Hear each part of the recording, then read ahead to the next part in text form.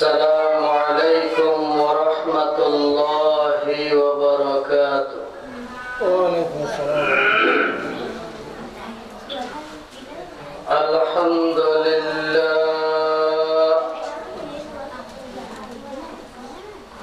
الحمد لله نحمده ونستعينه ونستغفره ونؤمن به ونتوكل عليه ونعوذ بالله من شرور أنفسنا ومن سيئات أعمالنا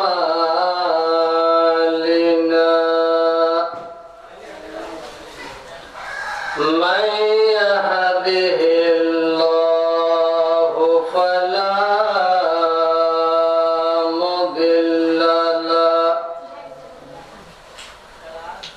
ومن يضلله فلا هادي له ونشهد أن لا إله إلا الله وحده لا شريك له. أعوذ بالله من الشيطان الرجيم. بسم الله الرحمن الرحيم.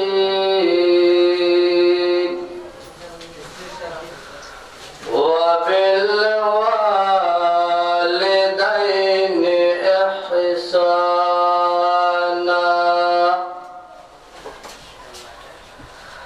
قال النبي صلى الله عليه وسلم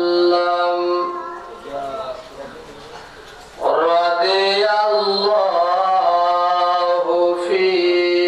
رضي الوالدين وسخط الله في سخط الوالدين أو كما قال النبي عليه الصلاة والسلام.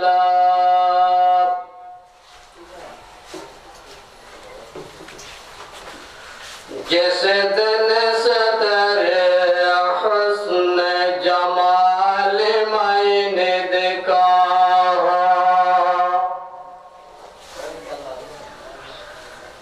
जिस दिन से तेरे हुस्न जमाल मैंने देखा,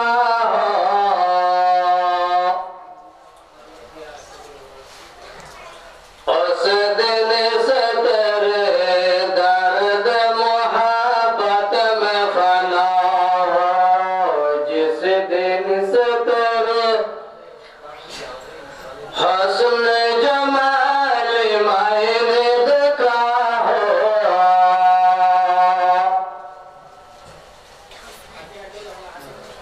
उस दिन से तेरे दर्द मोहब्बत में फना हो।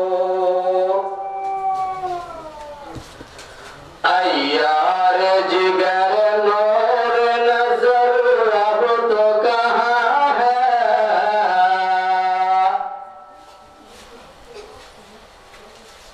अया इलाहा इल्लल्लाह ला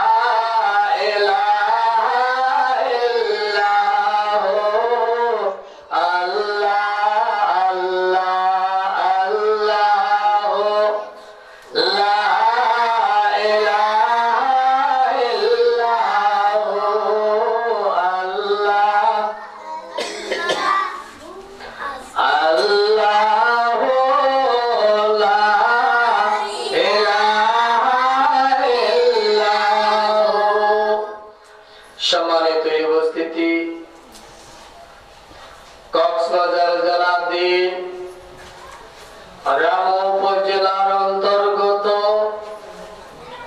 1 নম্বর ঈদগাহ ইউনিয়নের উত্তর কোদালিয়াকাটা মদিনাতুল উলুমাল ইসলামিয়া মাদ্রাসার বার্ষিক ধর্মীয় সভা। উক্ত সভার প্রধান মেহমান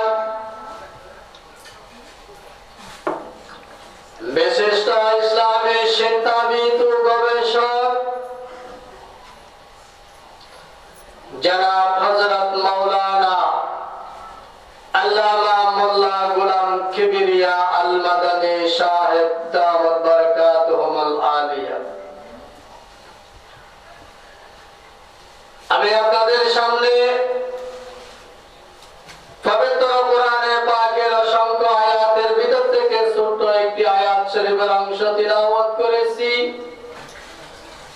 দ্বিতীয়ত সরকারে দু আলম নূরে মুজাসসাম জনাব রাসূলুল্লাহ সাল্লাল্লাহু আলাইহি ওয়াসাল্লামের অসংখ্য হাদিস শরীফের ভিতর থেকে ছোট্ট একটি হাদিস শরীফের অংশ তিলাওয়াত করেছি। আমার পাশে উলামায়ে কেরাম বসা, আমার প্রাণ প্রিয় সভাপতি জনাব হযরত মাওলানা নাজিবুল আলম শিকদার সাহেব উপস্থিত আছেন।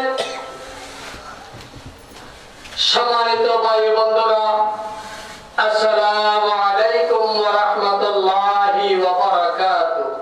ওয়া আলাইকুম আসসালাম ওয়া রাহমাতুল্লাহি ওয়া বারাকাতুহু। আল্লাহ রাব্বুল আলামিন কোরআনে কারীমের মধ্যে বলেন, ওয়া বিল ওয়ালিদাইনি ইহসানা।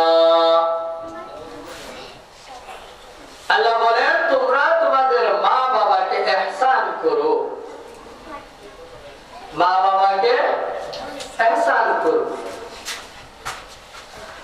রাসূল কারীম সাল্লাল্লাহু আলাইহি ওয়াসাল্লাম হাদিস শরীফের মধ্যে বলেন, قال النبي صلى الله عليه وسلم ورضي الله عنه فيه ورضي الوالدين وسخط الله في سخط الوالدين أو كما قال النبي عليه الصلاة والسلام। বিশ্বনবী সাল্লাল্লাহু আলাইহি ওয়াসাল্লাম হাদিস শরীফের মধ্যে ডাক দিয়ে বলেন, আল্লাহর রিজা ও সন্তুষ্টি মা বাবার রিজা ও সন্তুষ্টির মধ্যে এবং আল্লাহ তাআলা আল্লাহ রাব্বুল আলামিন নের সন্তুষ্টির পরে একমাত্র তোমরা মা বাবাকে সন্তুষ্টি করো। এটা হলো আল্লাহ রাসূলের হাদিস। ইবাদত করবে আল্লাহকে রাজি করার জন্য, কোরআন তিলাওয়াত করবা আল্লাহকে রাজি করার জন্য, রোজা রাখবা আল্লাহকে রাজি করার জন্য, জিকির করবা আল্লাহকে রাজি করার জন্য, দান সাদকা করবা আল্লাহকে রাজি করার জন্য, মানুষদেরকে সাহায্য সহযোগিতা করবা আল্লাহকে রাজি করার জন্য। আল্লাহকে রাজি করার পর তোমার কাজ হলো একমাত্র তোমার মা বাবাকে রাজি করা। আল্লাহকে রাজি করার পর তোমাদের মা বাবাকে রাজি করা তোমার দায়িত্ব। মা বাবাকে আল্লাহর উপর রাজি করলে না, মা বাবাকে বৃদ্ধাশ্রমে পাঠিয়ে দিলা, আর তুমি রাতের বেলায় তাহাজ্জুদ পড়ো, মুফতি সাহেব আল্লাহু আকবার, মুহাদ্দিস সাহেব ইমাম সাহেব আল্লাহু আকবার, খতিব সাহেব হও না কেন, মা বাবাকে যদি তুমি আল্লাহু আকবার রাজি না করো, তোমার মুফতি গিরে, মুহাদ্দিস গিরে, খতিব গিরে, তোমার ইমাম গিরে, তোমার শিক্ষক গিরে আর কোন আল্লাহ গ্রহণযোগ্য না। একমাত্র আল্লাহকে রাজি করার পর আল্লাহু আকবার। একজন সন্তানের দায়িত্ব হলো মা বাবাকে রাজি করা, কিন্তু মা বাবাকে তুমি রাজি করলে না।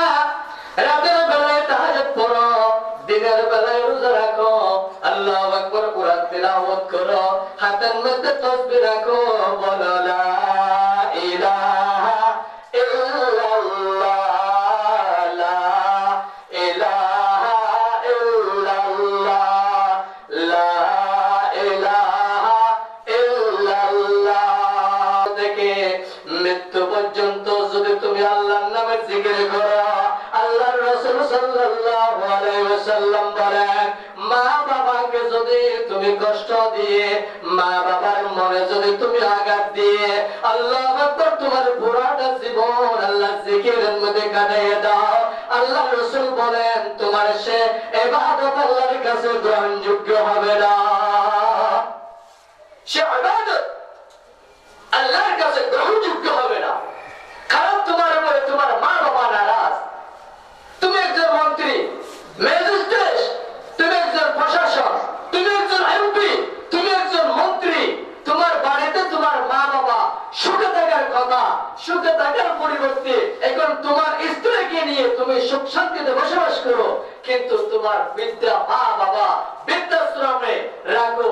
আল্লাহ রাসূল বলেন, এই মা, তোমার মা বাবা, তোমার দায়িত্ব ছিল মা বাবাকে তোমার পাশে রাখা, তাদের সেবা করা।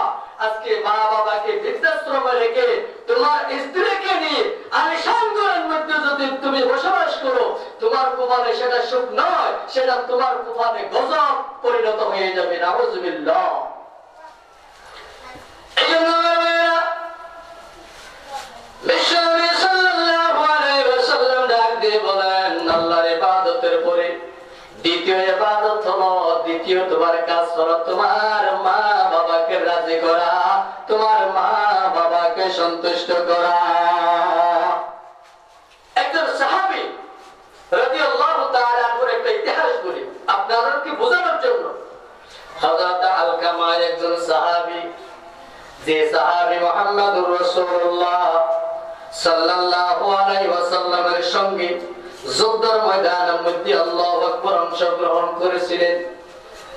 এই সাহাবীর নাম হলো হযরত আলকামা রাদিয়াল্লাহু তাআলা আনহু। সাহাবীর নাম হযরত আলকামা রাদিয়াল্লাহু তাআলা আনহু। আলকামা রাদিয়াল্লাহু তাআলা আনহু আল্লাহু আকবার হঠাৎ করে তিনি অসুস্থ হয়ে গেল। তার স্ত্রী দৌড়ে দৌড়ে বিশ্বনবী সাল্লাল্লাহু আলাইহি ওয়াসাল্লামের দরবারের মধ্যে আসলেন।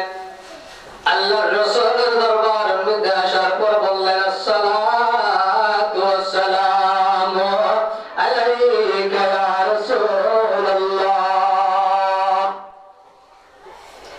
আল্লাহর রাসূলকে সালাম দিলেন।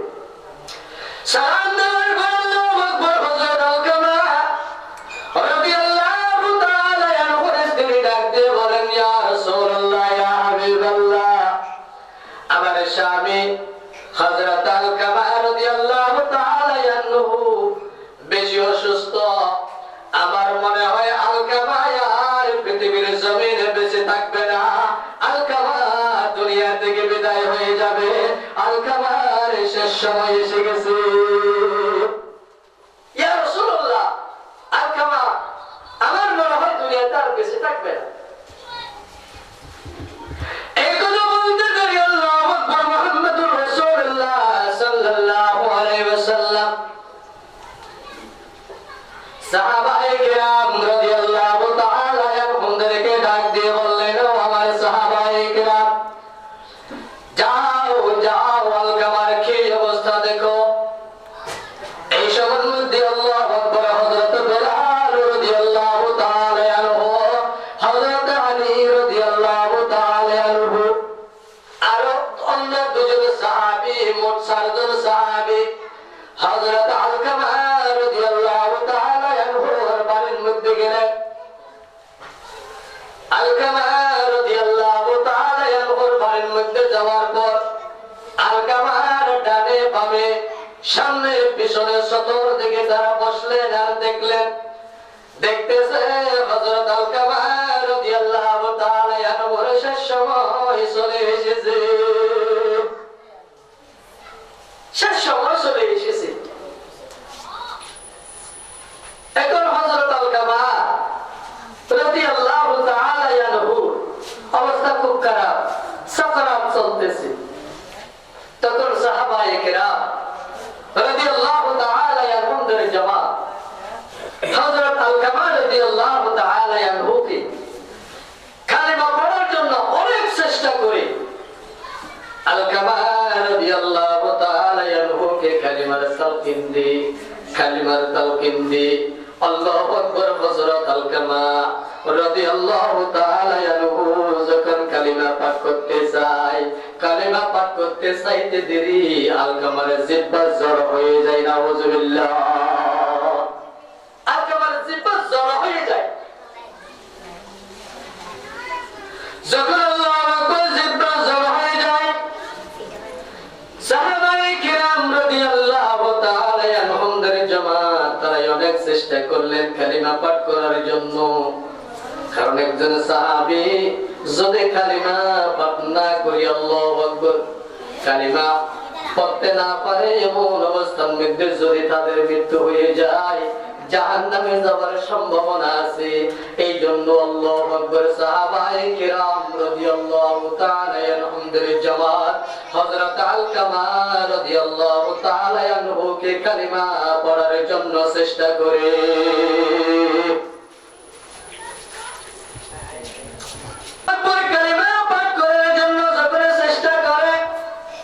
চেষ্টা করার পর হযরত আলকামা রাদিয়াল্লাহু তাআলা আনহু কিন্তু কালমা পাঠ করতে চায়। পাঠ করতে যখন চায় তখন জিহ্বা জড় হয়ে যায়, আলকামার জিহ্বা জড় হয়ে যায়। আলকামার এই অবস্থা দেখে হযরত বেলাল রাদিয়াল্লাহু তাআলা আনহু আর দেরি করলেন না। তিনি আল্লাহু আকবার মুহাম্মাদুর রাসূলুল্লাহ সাল্লাল্লাহু আলাইহি ওয়াসাল্লামের দরবারের মধ্যে চলে আসলেন। আল্লাহর রাসূলের দরবারের মধ্যে আসার পর বললেন, ইয়া রাসূলুল্লাহ, ইয়া হাবিবাল্লাহ, হযরত আলকামা রাদিয়াল্লাহু তাআলা আনহুকে কালমার যখন তালকিন দি তখন হযরত আলকামা রাদিয়াল্লাহু তাআলা আনহুর জিহ্বা জড় হয়ে যায়। ইয়া রাসূলুল্লাহ, আলকামার জিহ্বা শক্ত হয়ে যায়, জড় হয়ে যায়। এই কথা বলতে দেরি মুহাম্মদুর রাসূলুল্লাহ সাল্লাল্লাহু আলাইহি ওয়াসাল্লাম তখন হযরত বেলাল রাদিয়াল্লাহু তাআলা আনহুকে ডাক দিয়ে বললেন, ওগো বেলাল,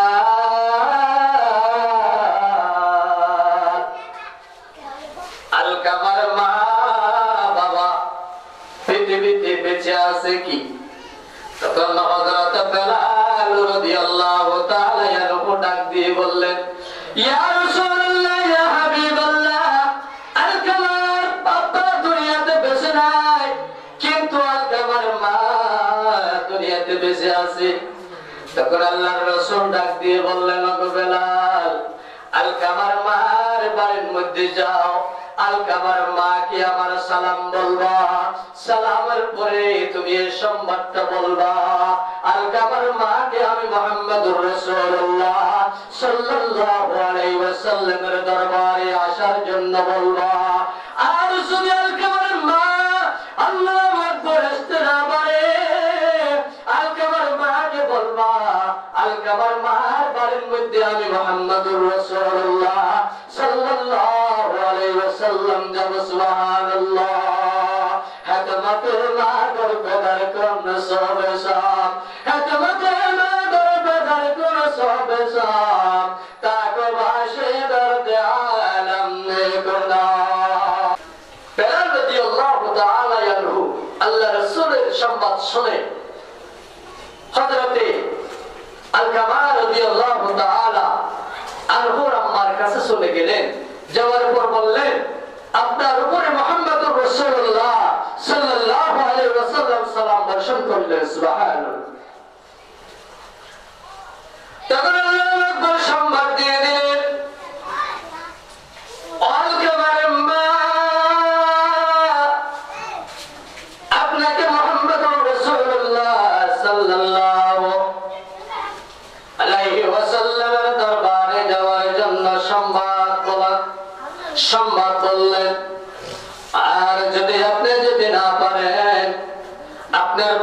মুহাম্মাদুর রাসূলুল্লাহ সাল্লাল্লাহু আলাইহি ওয়াসাল্লাম আসবে। এই সংবাদটি যখন শুনলেন তখন আল্লাহু আকবার, আলকামার মা ডাক দিয়ে বলে, না না, ও বেলাল, ও বেলাল, আমার বাড়ির মধ্যে কেন মুহাম্মাদুর রাসূলুল্লাহ সাল্লাল্লাহু আলাইহি ওয়াসাল্লাম কষ্টের বিনিময়ে আসবে? আমি আমার রাসূলের দরবারের মধ্যে চলে যাব, আমার রাসূলের দরবারের মধ্যে যাব। আল্লাহু আকবার। তখন আম্মা জান লাঠির উপরে বাদ দিয়ে হযরত বেলাল রাদিয়াল্লাহু তাআলা আনহুর সঙ্গে সঙ্গে চলে আসলেন। আসার পর মুহাম্মদুর রাসূলুল্লাহ সাল্লাল্লাহু আলাইহি ওয়াসাল্লামের দরবারের মধ্যে যখন আসলেন, সালাম বললেন। সালাম দেওয়ার পর আল্লাহর রাসূলকে ডাক দিয়ে বললেন, ইয়া রাসূলুল্লাহ, ইয়া হাবিবাল্লাহ, আমি আলকামার মাকে আসার জন্য আপনি বলছেন কি? তখন আল্লাহু আকবার, মুহাম্মদুর রাসূলুল্লাহ সাল্লাল্লাহু আলাইহি ওয়াসাল্লাম ডাক দিয়ে বললেন, হ্যাঁ, আপনাকে আমি মুহাম্মদুর রাসূলুল্লাহ সাল্লাল্লাহু আলাইহি ওয়াসাল্লামের দরবারে আসার জন্য সংবাদ পাঠাইছি। সুবহানাল্লাহ। আল্লাহু তাআলা আনহুর আম্মা মুহাম্মদুর রাসূলুল্লাহ সাল্লাল্লাহু আলাইহি ওয়াসাল্লামের দরবারে চলে আসলেন। আসার পর আল্লাহর রাসূল সাল্লাল্লাহু আলাইহি ওয়াসাল্লাম আলকামার মা থেকে জিজ্ঞেস করলেন, ওগো মা, আপনার সন্তান আলকামা কেমন ছিল? তখন আলকামার মা ডাক দিয়ে বললেন, ইয়া রাসূলুল্লাহ, ইয়া হাবিবাল্লাহ, আলকামা একজন নামাজি ছিলেন, আলকামা একজন তাহাজ্জুদ গুজার ছিলেন, আলকামা রোজাদার ব্যক্তি ছিলেন, আলকামা মানুষদেরকে ভালো কাজের আদেশ দেওয়ার একজন লোক ছিলেন। এই কথা বলার পর মুহাম্মদুর রাসূলুল্লাহ সাল্লাল্লাহু আলাইহি ওয়াসাল্লাম ডাক দিয়ে বললেন, ও আলকামার মা, আলকামা কি আমল করত সেই কথা জিজ্ঞেস করার জন্য আপনাকে ডাকার জন্য পাঠাই নাই। ও আলকামার মা, আলকামা আপনার সাথে কেমন আচরণ করত, আপনার সাথে কেমন ব্যবহার করত? আল্লাহু আকবার। এই কথা বলার সঙ্গে সঙ্গে আলকামার মার দুই চোখের পানি ঝরঝর করে চোখের পানি চলে আসলে। এই কথা বলতে দেরি আলকামা রাদিয়াল্লাহু তাআলা আনহুর আম্মা জানের চোখ থেকে ঝরঝর করে পানি চলে আসলেন। তখন আল্লাহু আকবার, আল্লাহর রাসূল জিজ্ঞেস করলেন, মা, কি হয়েছে, তুমি কান্না করছো কেন? তখন আল্লাহু আকবার, আলকামার মা ডাক দিয়ে বলেন, ইয়া রাসূলুল্লাহ, ইয়া হাবিবাল্লাহ, আলকামার কথা বলিয়েন না। ইয়া রাসূলুল্লাহ, ইয়া হাবিবাল্লাহ, আলকামার কথা বলিয়েন না। আলকামার কথা যখন আমি শুনি তখন আমি জনম দুঃখিনী মার কলিজার মধ্যে মেঠা দিয়ে উঠে, নাউজুবিল্লাহ। ইয়া রাসূলুল্লাহ, তখন আমি আলকামার মার কলিজার মধ্যে মেঠা দিয়ে উঠে। তখন আল্লাহর হাবিব জিজ্ঞেস করলেন, আলকামার মা, কি সমস্যা, কি অপরাধ করেছে? আলকামার মা ডাক দিয়ে বললেন, ইয়া রাসূলুল্লাহ, ইয়া হাবিবাল্লাহ, আমার কোনো সন্তান নাই, আমার একজন সন্তান আলকামা। আলকামা যখন দুনিয়াতে চলে আসলেন, আলকামা তখন ছোট ছিলেন। এই অবস্থার মধ্যে আলকামার মা বলেন, আলকামার আব্বা দুনিয়া থেকে বিদায় হয়ে গেছে। তখন আমি একজন বিধবা মহিলা হিসাবে আল্লাহু আকবার চলাফেরা করে আমার শরীরের মধ্যে যৌবনের শক্তি ছিল, আমার আল্লাহু আকবার চেহারা সুন্দর ছিল। তারপরে আমি দ্বিতীয় স্বামী গ্রহণ করি নাই, কিন্তু আমি যদি দ্বিতীয় স্বামী গ্রহণ করি আর দ্বিতীয় স্বামীর আচরণ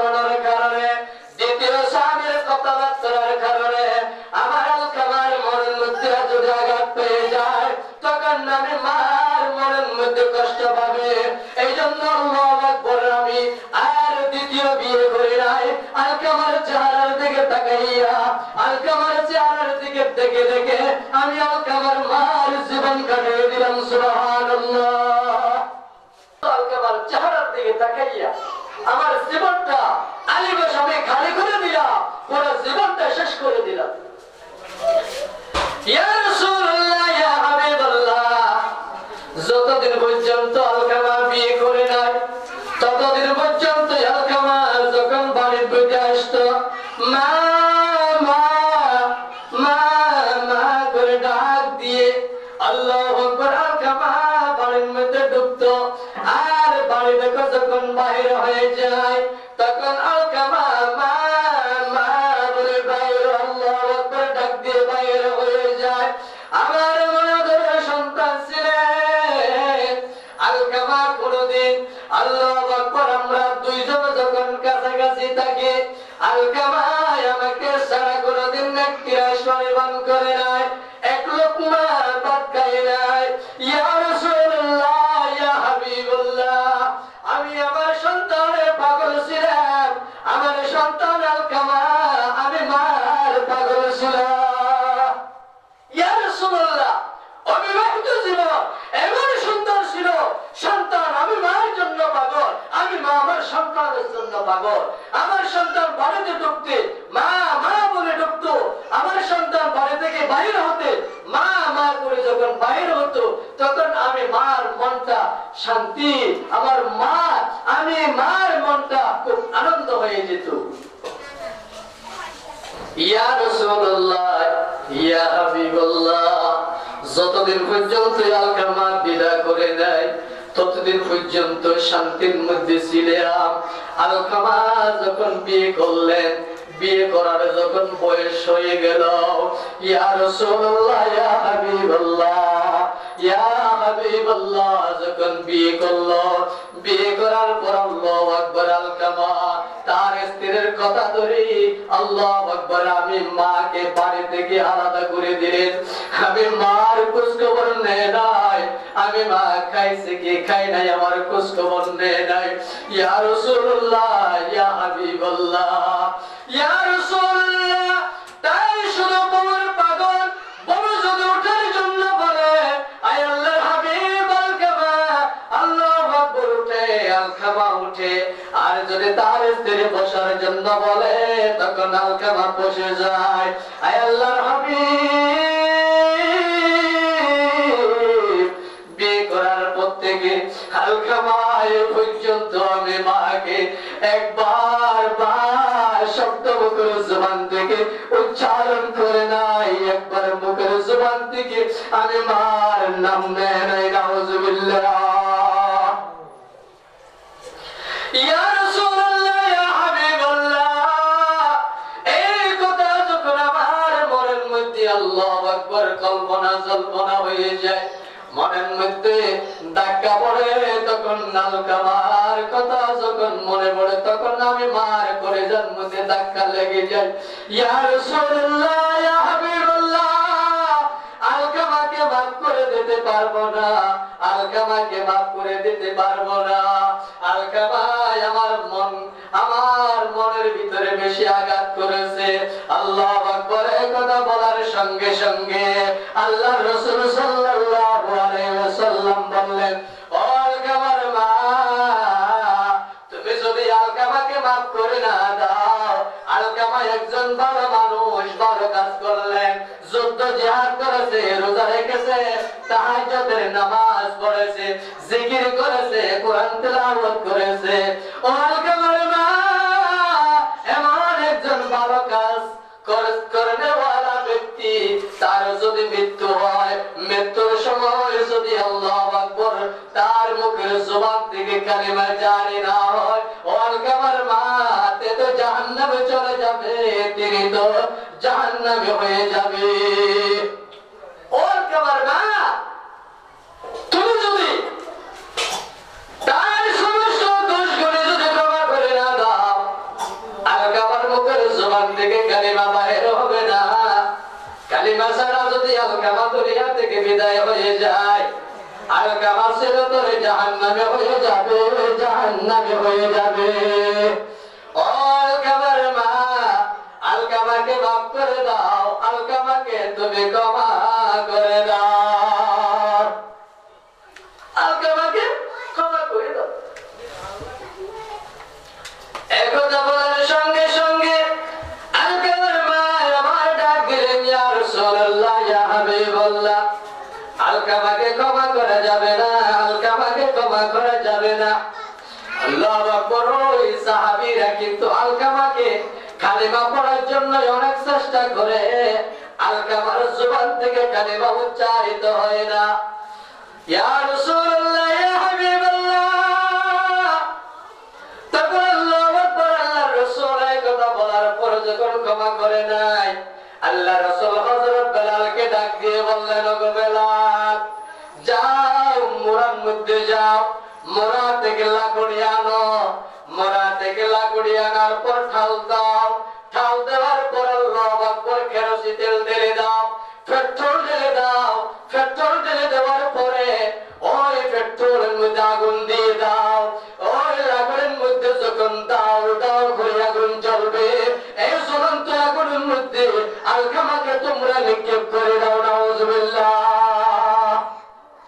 এই কথা যখন বললেন, আলকামার মা ডাক দিয়ে বলেন, ইয়া রাসূলুল্লাহ, ইয়া হাবিবাল্লাহ, ইয়া রাসূলুল্লাহ, আমি 10 মাস 10 দিন গর্ভে ধারণ করেছি, ইয়া রাসূলুল্লাহ, আলকামা আমার বুকের দুধ খাওয়াই কি আমি আলকামাকে লালন পালন করেছি, ইয়া রাসূলুল্লাহ, আমার সন্তানকে যদি আমার সামনে জ্বলন্ত আগুনের মধ্যে নিক্ষেপ করে দাও, ইয়া রাসূলুল্লাহ, আমি কিভাবে সহ্য করব? তখন আল্লাহর রাসূল ডাক দিয়ে বলেন, ওগো আলকামার মা, আলকামাকে যদি জ্বলন্ত আগুনের মধ্যে নিক্ষেপ করে দিই, সে যন্ত্রণা তুমি মা দেখার পরে সহ্য করতে না পারো।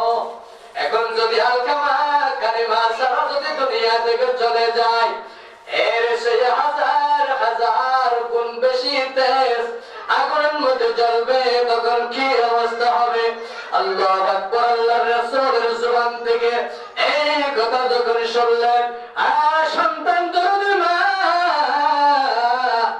আর সহ্য করতে পারলেন না।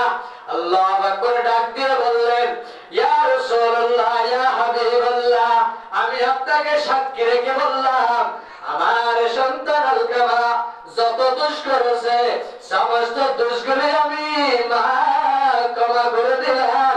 সুবহানাল্লাহ। সমস্ত দোষগুলি আমি কি করে দিলাম? আলকামার সমস্ত দোষ আমি ক্ষমা করে দিলাম।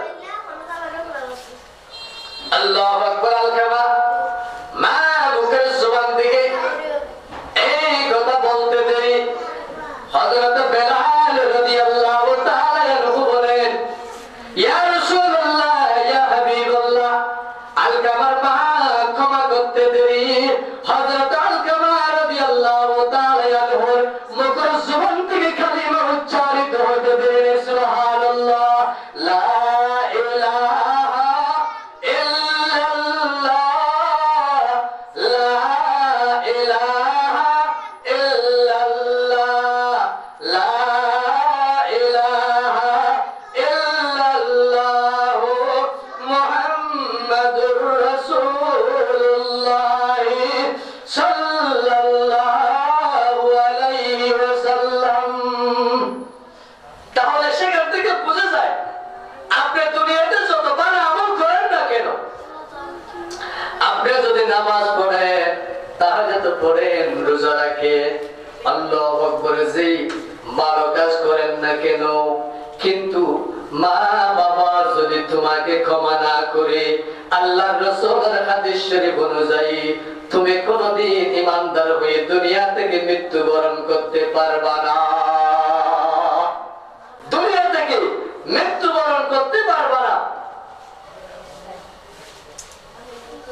এজন্য আমার ভাইয়েরা, আমি বলবো, মা বাবার সেবা করো, খেদমতে মা দার পেদার কোন সবেশাম, তাকবাশি দর্দ আলম নে কোনা।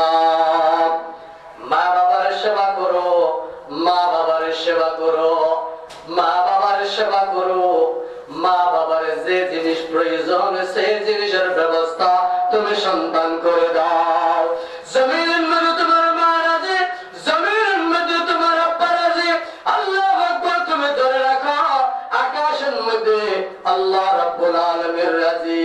মা বাবা হতে আপন, মা বাবাকে করো যতন, মা বাবা হতে আপন, মা বাবাকে করো যতন, মার কলিজায় গাতে দিলে খোদা সহে না। আল্লাহর নবীর দয়া তারা পাবে না। মা বাবা হতে আপন, মা বাবাকে করো যতন, মার কলিজায় গাতে দিলে খোদা সহে না। আল্লাহর নবীর দয়া তারা পাবে না। মা বাবাকে কষ্ট দিলে নামাজ রোজা যাইবে বলে, মা বাবাকে দুঃখ দিলে নামাজ রোজা যাইবে বলে, মার কলিজায় গাতে দিলে খোদা সহে না।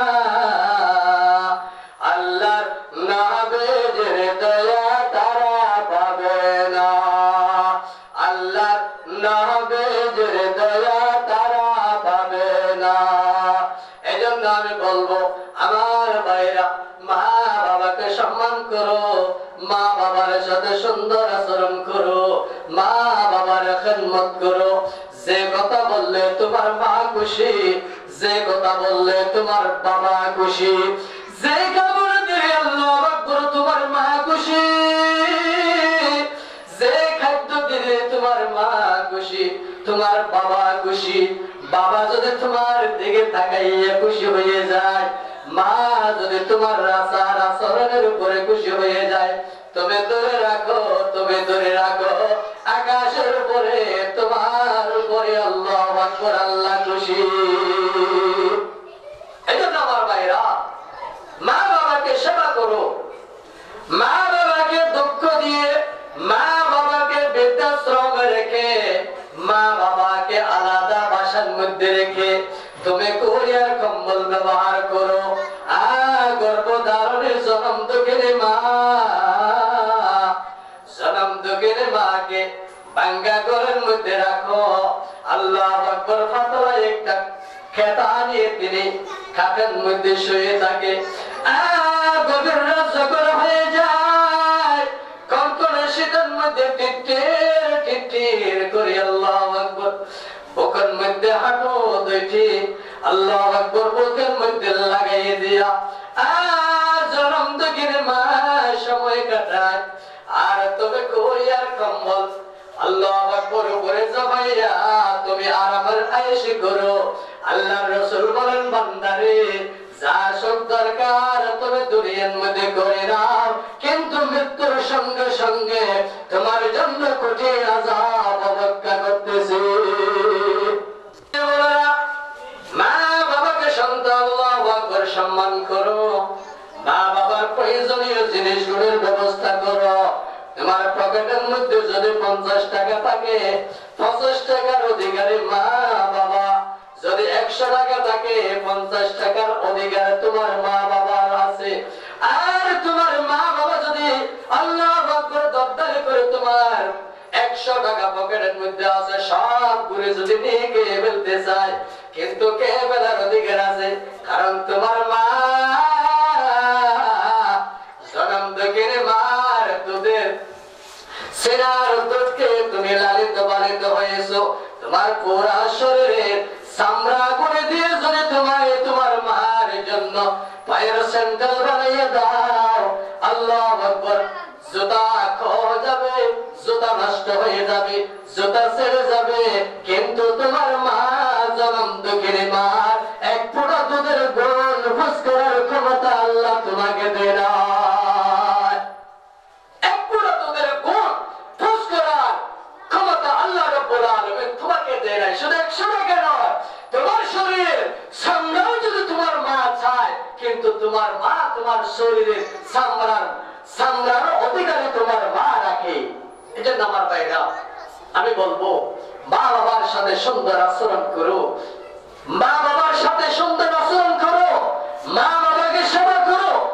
মা বাবা জমিনের মধ্যে রাজি, আকাশের মধ্যে আল্লাহ রাজি, জমিনের মধ্যে তোমার জন্য শান্তি, আল্লাহু আকবার, পরকাল জগৎ তোমার জন্য জান্নাত অপেক্ষা করি, পরকাল জগতে তোমার জন্য জান্নাত অপেক্ষা করতেছি। এই জন্য মা চলে গেলেন, বাবা চলে গেলেন, এমন সুসুন্দর পৃথিবীর জমিনের মধ্যে আছে, পৃথিবীর জমিনের মধ্যে আছে সুসন্তান যখন আল্লাহু আকবার পৃথিবীর জমিনের মধ্যে রেখে গেলেন। আজকে মদিনাতুল মাদ্রাসা আল্লাহু আকবার টাকা কালেকশন চলতেছে, মার খবর আল্লাহু আকবার খবরের মধ্যে সাথে সওয়াব পাঠানোর জন্য মায়া রেখে গেছি, মার খবরের মধ্যে সাথে সওয়াব পাঠানোর জন্য আল্লাহু আকবার সন্তান রেখে গেছে, বাবা চলে গেছে, বাবার খবরের মধ্যে সাথে সওয়াব পাঠানোর জন্য যদি কেউ থাকো সওয়াব বেচা কিনা চলতেছে। আসুন আসুন আল্লাহু আকবার তোমাদের টাকা দিয়ে মদিনাতুল মাদ্রাসা থেকে সওয়াব করে নিয়ে যায়, মা বাবার অশান্তির খবরকে তোমরা শান্তির ব্যবস্থা করে দাও। এই বালিশগুলো 500 টাকা আল্লাহ কবুল করো, আমিন। আল্লাহ দানের উসিলায় আপনাদের মা বাবার জীবনের সমস্ত গুনাহ মাফ করে দিও, আমিন। ইয়া আল্লাহ, একজন আরব মাদ্রাসার পাশে আয় আল্লাহ মুহাম্মদ ওবাইদুল্লাহ, আয় আল্লাহ 3000 টিয়া লই, আয় আল্লাহ তোর রাসূলের ঘরে বেড়ে দিচ্ছে, আয় আল্লাহ দানের হবসনার মদিনা বাসায় দিও, আমিন। আয় আল্লাহ দানের হবসনার মদিনা বাসায় দিও, আমিন। ইয়া আল্লাহ দানের উসিলায় আয় আল্লাহ উবাইদুল্লাহর মা বাবার আল্লাহ কবরের আযাব মাফ করে দিও, আমিন। ফেটির দেওয়ার নতুন মসজিদের সম্মানিত সভাপতি জনাব মোহাম্মদ আলী হোসেন মা বাবার জন্য 1000 টাকা। নারায়ে তাকবীর। আল কোরআনের আলো, আল হাদিসের আলো, আল কোরআনের আলো, আল হাদিসের আলো। মারহাবা মারহাবা আলী হোসেন, মারহাবা, জিন্দাবাদ জিন্দাবাদ আলী হোসেন, জিন্দাবাদ। আল্লাহ কবুল করো, আমিন। আমার নিজের বাচ্চাদের জন্য 1000 টাকা, সবার জন্য দোয়া চাই। আলী হোসেন ভাইয়ের হতল দিয়ে মা বাবা বললাম এই ফুয়াশা করে তো গুস্য হইব, ফুয়াশা করলে কি হইব, গুস্য হইব, তাহলে সমান বিচার।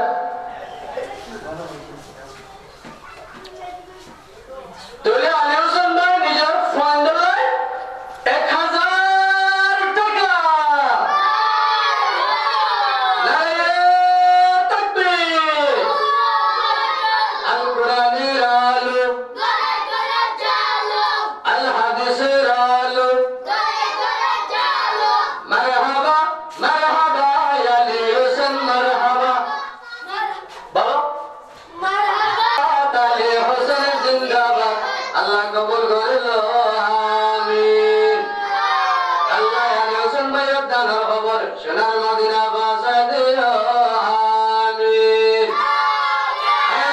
দানের উসিলায় আলী হোসেন ভাইয়ের মা বাবার জীবনের গুনাহ মাফ করে দিও, আমিন। আর তো বালিশগুড়ার মোহাম্মদ সাইফুল নিজের মা বাপ দুনিয়া তো গিয়ে 100 টাকা। আল্লাহ কবুল করলো,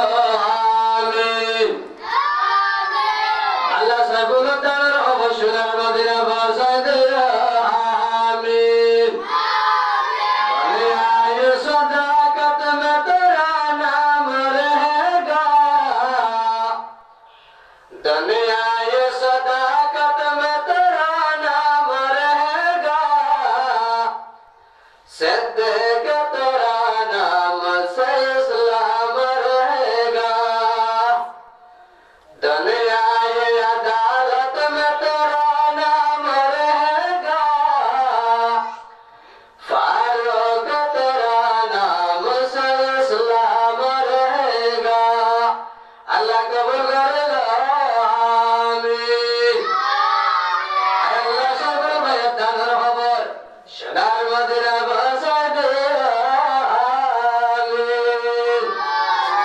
আয় আল্লাহ নিজের ছেলেমেয়ের এরা দুবাই প্রবাসী 1000 টাকা।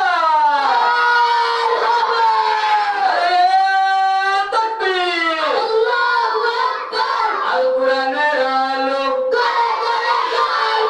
আল হাদিসের আলো, আল্লাহ সিরাজ ভাইয়ের দানের কবুল করে লো, আমিন। চিন্তা করে দে বিদেশের টিয়া আমার হংসটা হতো না, জীবন বাঁচে আর মরে হবে কি নাই নির্দিষ্ট নাই। আজ ইয়ারের এলাকা কোদালিয়া কাটা মদিনাতুল উলুম মাদ্রাসার বার্ষিক সভার কালেকশন চলে।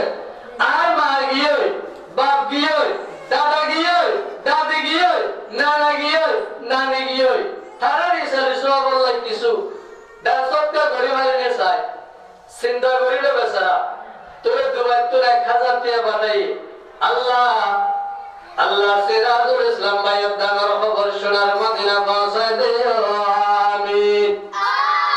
আল্লাহ সিরাজুল ইসলাম ভাইয়ের দাদা দাদি নানা নানির কবরের বেহেশতের বাগান বানাই দিও, আমিন।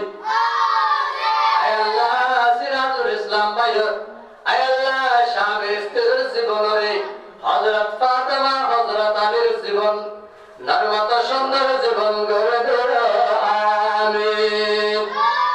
ইয়া আল্লাহ সিরাজুল ইসলাম ভাইয়ের আয় আল্লাহ হায়াত দারাজ করে দিও, আমিন। আল্লাহ সিরাজুল ইসলাম ভাইয়ের আয় আল্লাহ স্ত্রী ছেলে মেয়ের জীবনে আয় আল্লাহ সুন্দর করে দিও, আমিন। কোথায় হারার মানুষ হলো হবে আর এলাকার মাদ্রাসায় আর যদি শরীক নয় আর এলাকার বার্ষিক সভা যদি আর নদী দিব হন্তারা উড়ে দে ভয় বলে বাহাত কি করে উড়ে দে ভাই বলে বাহাত ফরফরায় নেককার ভয় বলে গরত দরফরায়। আয় আল্লাহ একজন মোহাম্মদ শহীদ 270 টিয়া লই আয় আল্লাহ এখন রসুলের গরনে বেড়ে দিচ্ছে। আয় আল্লাহ 200 টিয়ার 2 লক্ষ টিয়া মানে কবুল করে লো, আমিন। কত টাকা কত দিকে চলে যায়,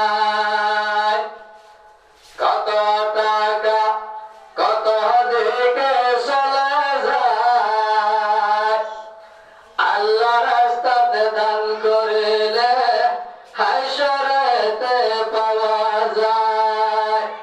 ইয়া আল্লাহ আল্লাহ 200 টিয়ার 2 লক্ষ টিয়া বানাই কবুল করে লো, আমিন। আয় আল্লাহ মুহাম্মদ হোসেনের জীবনের গুনাহ মাফ করে দিও, আমিন। ইয়া আল্লাহ তার দাদা দাদি নানা নানি আল্লাহ তাআলা কবর বাসিন্দা হয়ে আয় আল্লাহ তাআলা কবরের জান্নাতুল বাগান বানায় দিও, আমিন। ইয়া আল্লাহ যারা দুনিয়ার মধ্যে বাঁচি আছে আয় আল্লাহ